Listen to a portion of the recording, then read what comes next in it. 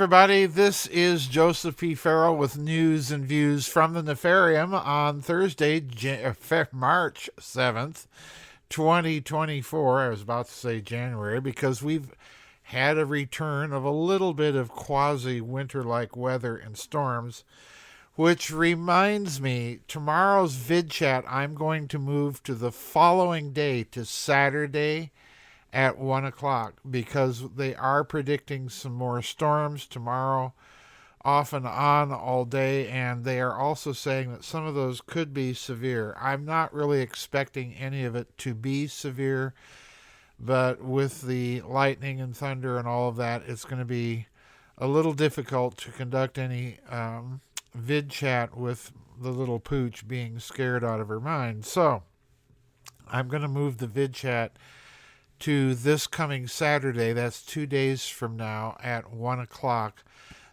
Please remember to get your questions and comments in no later than 10 o'clock U.S. Central Time tonight. The deadline still applies. Anyone attempting to sneak through the deadline and take advantage of the extra day, sorry, it's not going to work. So anyway, don't forget to get your questions and comments in as usual, and we will just do the makeup vid chat on Saturday, when hopefully the weather is going to be a little better, and I've got another tree to cut down in my yard, a dangerous tree, on Monday. So now you may have heard by now that the Assistant Undersecretary of State, Victoria Nuland, remember her of F the EU fame, Little Miss Potty Mouth Karen, she has resigned from her position at the State Department. And there's all sorts of speculation out there of what it might mean. I'm going to give you my options. They're basically in agreement with everybody else who's examining this story. I think it's far more significant than Biden Joe's State of the Disunion message tonight, which I will be studiously avoiding to listen to. I have no more time for that man or anything he or his party says. I will be giving it a big miss. The Victoria Nuland thing, however, is an indicator of just how bad, chaotic, inept, clumsy, and every other adjective that you can think of that this misadministration is.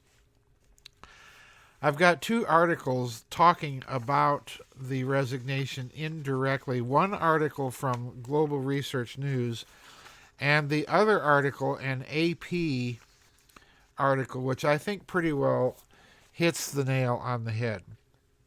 So we'll start with the Global Research News. Just a few paragraphs that I want to bring to your attention from this article at the very beginning. Quote, U.S. State Department fixture and Undersecretary of State for Political Affairs Victoria Nuland, also known as Regime Change Karen, apparently woke up one day recently, took the safety off her nuclear-grade mouth, and inadvertently blew up the West's Ukrainian narrative. Until now, Americans have been told that all the U.S. taxpayer cash being earmarked for Ukrainian aid is to help actual Ukrainians. Anyone notice that the $75 billion American contribution isn't getting the job done on the battlefield? Skipping a bit here. And the $178 billion in total from the Allies combined doesn't seem to be doing the trick either. Short of starting a global war with weapons capable of extending the conflict beyond a regional one, it's not like they have been holding back. The West is breaking the bank. All for some vague future Ukrainian quote-unquote victory that they don't seem to want to clearly define. We keep hearing that the support will last as long as it takes. But for what exactly? By not clearly defining it, they can keep moving the goalposts. But now, here comes regime change Karen, dropping some truth bombs on CNN about Ukrainian aid. She started off with the usual talking point of doing what we have always done, which is defend democracy and freedom around the world, unquote. Now, let me stop right there. The idea that the current government of the Ukraine is a democracy is laughable because, as we know, an American journalist, Gonzalo Lira, was arrested by that regime, thrown in jail, and died under what I would regard as extremely suspicious circumstances. That regime has gone after Christian churches, Orthodox churches in the Ukraine, particularly those under the jurisdiction of the Patriarchate of Moscow, and it has shut down elections. So I want to know what the definition of democracy here is. I'm sorry, I'm not buying it. To continue from the article. And by the way, this is Victoria Nuland. And by the way, we have to remember that the bulk of this money is going right back into the U.S. to make those weapons, unquote, Nuland said, pleading in favor of the latest Ukrainian aid package that's been getting the side eye from Republicans in Congress. So there you have it, folks. Ukrainians are a convenient pretext to keep the tax cash flowing in the direction of the U.S. military-industrial complex. And with that, I have to agree, because if in case you're wondering, and as many analysts have pointed out, Colonel Douglas McGregor among them, Scott Ritter among them, Larry, what's his name? I forget what his name is. McDonald, I think, has pointed this out, that all of that money that is supposedly going to the Ukraine to help it defend itself, well, first of all, you have to raise up a generation of soldiers. You have to train them. And with the country bleeding and hemorrhaging its own population, many of whom have fled overseas and so on, this is simply logistically and from the population standpoint not a war that the Ukraine could win. And the bad news, folks, is that it never was. This brings me to my second article here, the AP article, and I'll link all this for you. And again, there's some very telltale admissions in this article. The article's titled, Victoria Nuland, third highest ranking U.S. diplomat and critic of Russia's war in the Ukraine, retiring. And I'm going to quote from a few paragraphs here, beginning at the very beginning. Quote, Victoria Nuland, the third highest ranking U.S. diplomat and frequent target of criticism for her hawkish views on Russia and its actions in the Ukraine, will retire and leave her post this month, the State Department said Tuesday. Nuland, a career foreign officer who served as Secretary of State for Europe during the Obama administration, but retired after Donald Trump was elected president, returned to government as Undersecretary of State for Political Affairs in the Biden administration. So, we managed to get rid of her and he brought her back. She had been a candidate to succeed Wendy Sherman as Deputy Secretary of State and had served as acting deputy since Sherman's retirement 7 months ago, but lost an internal administration personal battle when President Biden Joe nominated Kurt Campbell to the number 2 spot. Campbell took the office last month. Skipping a couple paragraphs.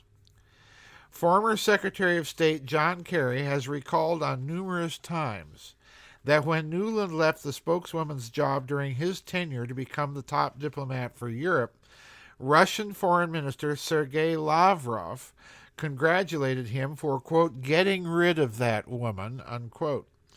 Kerry said he replied to Lavrov that he didn't get rid of her, I promoted her. Now stop and think about that, folks.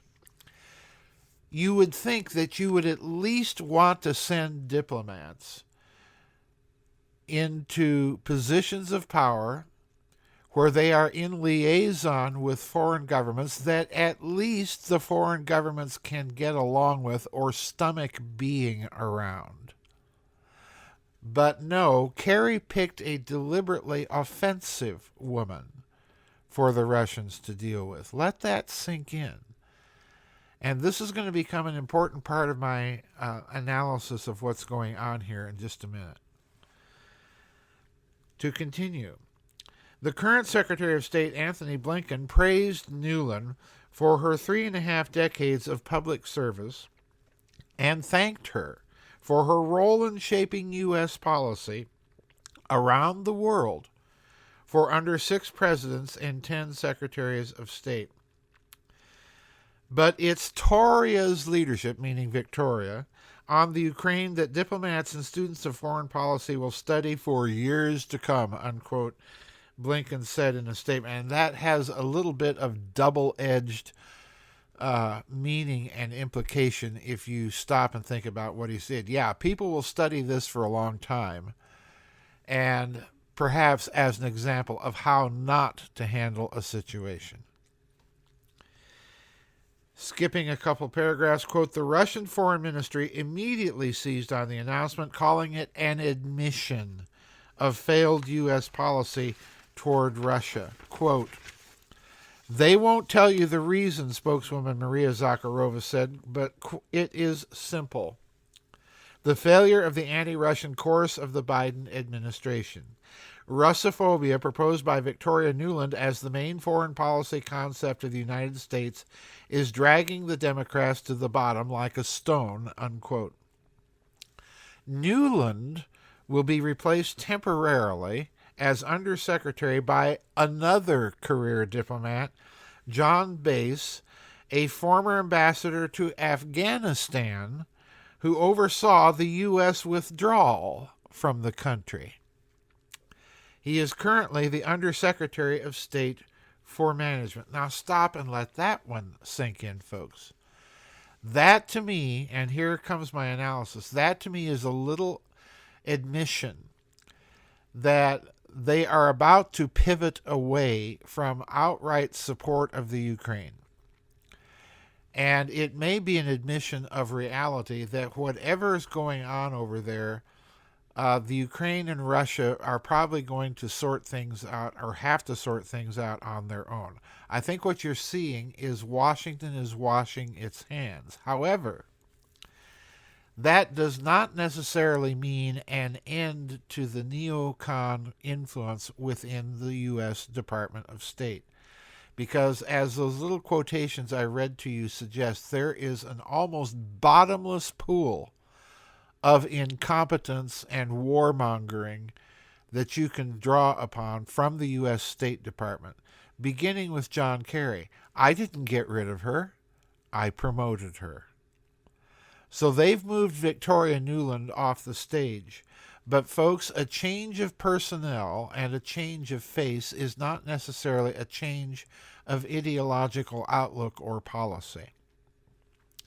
I do think they are giving up on the Ukraine, but only because they have far more pressing matters now to consider, namely the Middle East and the possibility of a Chinese invasion of Taiwan, which they keep talking about, but which I don't see any real signs from Communist China that it really wants to do.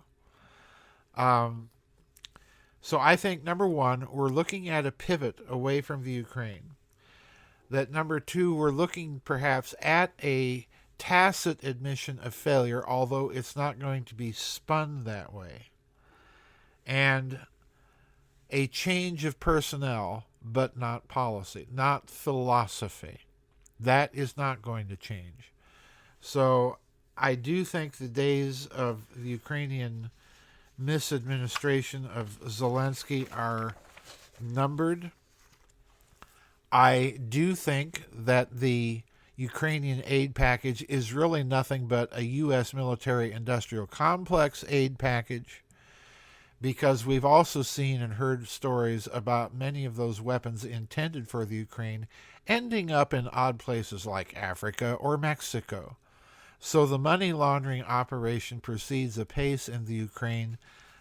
We have no business there. The sad fact of the matter is that a lot of that aid, which could be humanitarian aid, is lacking.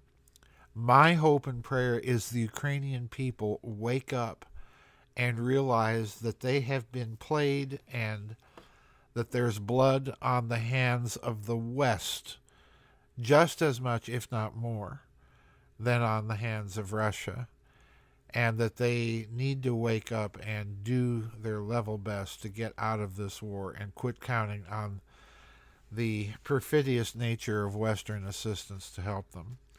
So yes, I do think Victoria Nuland's departure is significant, but perhaps for different reasons and in different ways than most people are talking. So that's it for today's news and views, folks. Don't forget our vid chat tomorrow. I've moved to Saturday. If there is any further change of schedule, which I do not anticipate, then I will probably move the vid chat to sometime next week, Tuesday or Wednesday most likely. On Monday, remember, I've got another dangerous tree removal that I've had to have some people come out and take down a dangerous tree. So keep us in your thoughts and prayers, everybody, and we'll see you on the flip side. Bye-bye and God bless.